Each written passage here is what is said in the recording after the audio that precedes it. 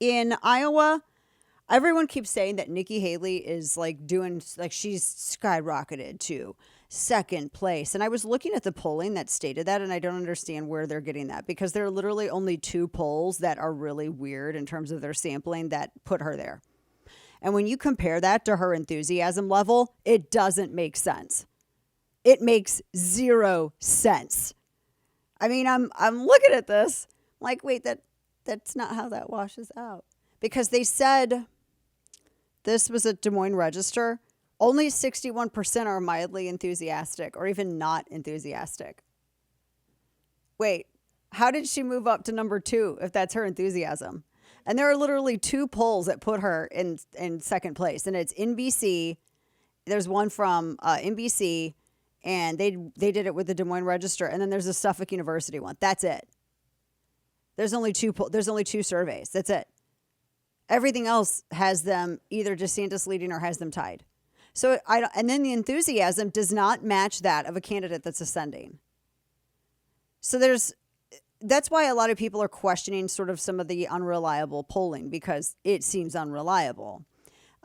So there's a few things here. Some people are predicting an upset. I don't know. I don't know if there will be one. I think the weather has to do with it. Also, polling hasn't been that reliable because everything's been really split ticket. And when I say that, do people understand what I'm talking about when I say split ticket? So in Texas, you had to be you had to be with the Republican Party or Democrat Party, and then you would just get your ballot and you would vote either, one and done, or you'd vote all the way down, all the line for Republicans. When they remove that, you have to go through each and every choice. You can't just do one and done, all Republican candidates. And that a lot of places have incorporated it. And so as a result, that's one of the reasons that contributed to what we saw back in 2020. I mean, so this is, I'm looking at this and I just don't see anybody super overperforming. Although that's like the only prediction that I think I might make. And I think some of that might be fatigue, and I think it might get down to weather. But I do feel like voters are kind of fatigued, even though it's just now the first caucus, and that's because we've started this back at this summer. I told you guys this, that people were going to be super fatigued because we got started so early because Trump announced early. And so people were going to be, I mean, by the time you get around to South Carolina, I feel like people are just going to be frayed. I really do. So in Iowa, electioneering counts, going door-to-door counts, canvassing counts, phone banking counts. And I think of all of the campaigns, DeSantis has had the absolute best ground game, bar none. Now, that does not guarantee a win. It usually contributes to a win, but it doesn't guarantee a win. And the past few election cycles, I think one of the things that we've seen is that the polling's garbage, and that's pretty much it. You can't really, I mean, it can be a whole psyop thing. It really can. So DeSantis has staked a lot on a win in Iowa. And I think if he wins in Iowa, obviously it helps him in New Hampshire. If he doesn't, I think it could end up tanking him in New Hampshire, and it could wrap him up. There's a lot that depends on it. Normally, it wouldn't be as important as winning just one caucus, I think, but would it not be for the weird nature of this particular caucus? Because it's, like I said, it almost feels like we're wrapping up a primary because it started so early as opposed to just beginning it. So that's, I think, is kind of important. One of the things I saw, there was a survey that came out, Caleb Howe at Mediaite. Haley supporters are twice as likely to vote Biden than Trump if she loses the primary. That tells you who she's pulling from. This is a very interesting thing. There's a couple of different surveys. This kind of matches some of the enthusiasm elsewhere, but it says that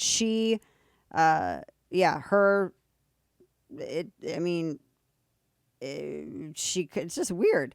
Like her people, if she loses the primary, her people are going to have indicated that they're going to kind of float on over to Biden.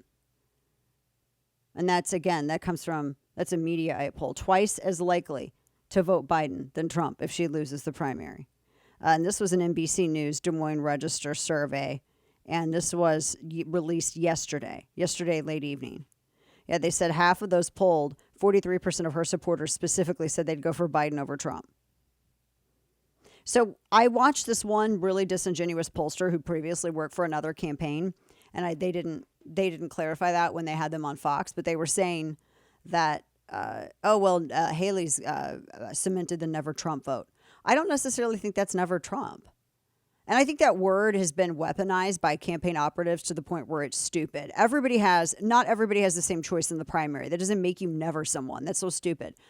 And I would not describe people who are Democrat voting for Biden as never Trump. I'd describe them as Democrats.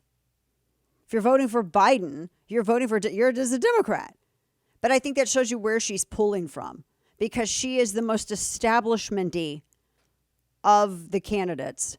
Although I would say it's a close tie but she's pulling from such a moderate position that she's getting Democrats in. That's just a very interesting survey to me. The other thing, too, with this, a lot of people are they think Trump is going to, I heard Brian Priebus say, he could have a record win. I think that he's actually going to underperform. I don't think I would be shocked if it's a blowout, because I don't see how you turn that around 3 different election cycles of surveys and then get something completely opposite for the fourth, especially with fatigue and a low enthusiasm across the board because it's been going on for so long. I just don't see it. And I don't know how much the brutal winter storm is going to impact it, but I don't see that as being helpful for that claim. Now, let's see. And looking at this, the Des Moines, like I said, the Des Moines Register, the enthusiasm for Haley, is non-existent. That it's just weird to me. Trump could take Iowa, but then have a smaller margin, and you could have another candidate present that as a win, depending on the difference in how far apart they are. For instance, if you have Trump that goes first and then he is only plus 18 over DeSantis, that is a major thing, because that was advertised as, he's plus 50 over DeSantis this whole time. And that might be a lot more difficult for the Trump campaign to make the argument that was a clear and decisive victory when it was, more than half of what they were expecting. But then again, who knows? The other reason why it's a little difficult to predict this stuff is because you're looking at hardcore Republican voters and not people who just go out in a regular general. That's why I tell you it's so stupid to look at the national polls, because the national polling isn't just looking at the most hardcore people. The most hardcore people are the ones who turn up for primaries, and particularly with participating in caucuses. Those are in radio, we call those your P1s. Those are your most dedicated listeners. These are the most dedicated, people of your candidate. And so it's really difficult to measure that enthusiasm and compare it to what you see nationally, because it's a whole different breed of voter and they're pulling from a whole different sample of people. It's like comparing apples and oranges. So that's when people say, nationally, so and so. That's so dumb, because at this point, it's nothing more than a popularity contest, and it changes so dramatically at the national level and has every election cycle. That's why I also have always said this is always a delegate race, and it's about winning the delegates in Iowa and then after New Hampshire and South Carolina. So these are the most hardcore Republican voters that come out. And so it's a little bit different, more different to predict.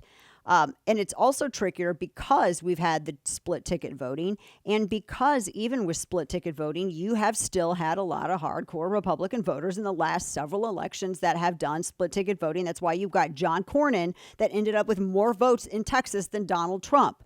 That's because of split ticket voting. It's not because of fraud.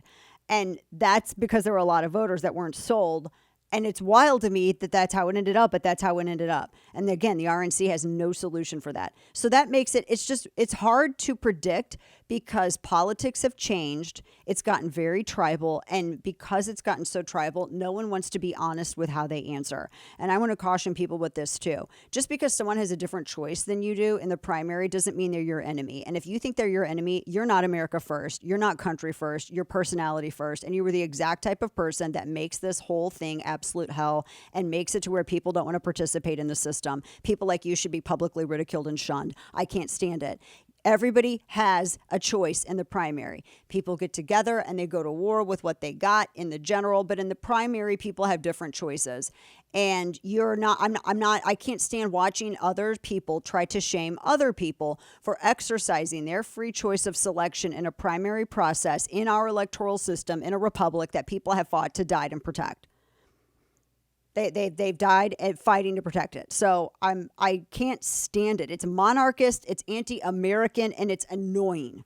Make the case. But if you think that you're going to persuade someone to see your side by browbeating them or doing this whole, you're not this or that because you're not from my guy in the primary, nobody elected you bouncer for any movement. So stop. That's why people don't want to be honestly answer questions. And that's another reason, getting to my point, as to why surveys are so unpredictable and why you can't rely on the polling. Because no one wants to give an honest answer. Do you think that they want their name to be associated with an answer if they think they're going to get bullied for it? No. So it's a problem that people have literally created for themselves. It makes no sense to me. So that's just saying. Now, who knows what's going to happen? I mean, it could be where it's a blowout. It could be where there's an upset. It could be where it's maybe a more modest upset. Who knows? But I will say if it's a blowout for any one candidate that does affect, like if it's a blowout for Trump, that could, and you don't have DeSantis in second place, that could mean, I don't know how DeSantis goes forward to New Hampshire. And Nikki Haley won't last past South Carolina because people are not excited about her campaign. At all whatsoever. But we'll see. We'll see how it goes. Because one thing that I will say that Iowa voters are very attuned to is they want to see the candidate in front of them. They want the candidate to make their case.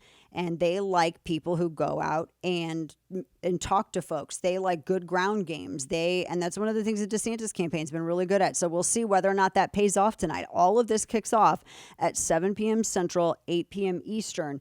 And we'll have a recap of all that for you tomorrow.